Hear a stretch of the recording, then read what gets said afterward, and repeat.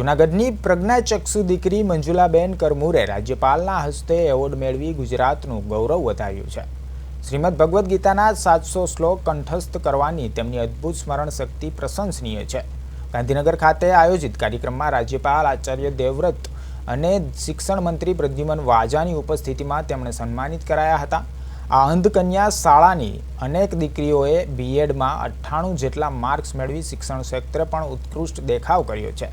આ સિદ્ધિ બદલ શાળા સંચાલકો અને જૂનાગઢની જનતામાં આનંદની લાગણી છે। મંજુલાબેન કરમુર અંધારું આંખોમાં છે, આત્મામાં નહીં, ઉક્તિને સાર્થક કરી પ્રેરણા સ્ત્રોત બન્યા છે।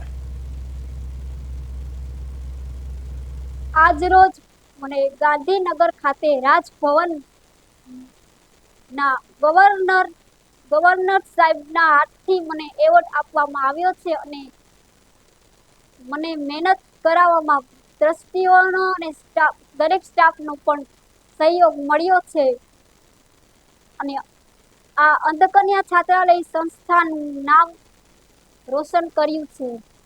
રાજભવનમાં જે ગુજરાત રાજ્ય દ્વારા જે શ્રીમદ ભગવદ્ ગીતાની પદવી સમારંભ હતો, તેમાં અમારી સંસ્થાની મંજુલા કરમુરને જે ગીતાની પદવી એનાયત કરવામાં આવી છે, તે અમારી સંસ્થાના ટ્રસ્ટીઓ, અમારો સ્ટાફ અને અમે મિત્ર મંડળનો એમાં પૂરેપૂરો સહયોગ રહેલો છે। ખરેખર ખુશીની વાત છે। અમને કલ્પના પણ નથી થતી કે અમારી સંસ્થાની એક દીકરી કે જેનું કોઈ નથી અને જેને કોઈ એવું ગણતા નહોતું કે આને કંઈ આવડે, આ ન આવડે, પણ અમે અમારી સંસ્થામાં જ્યારથી 1 વર્ષથી આવી છે ત્યારથી અમને ખબર પડી કે આનામાં પણ ઘણું જ્ઞાન છે।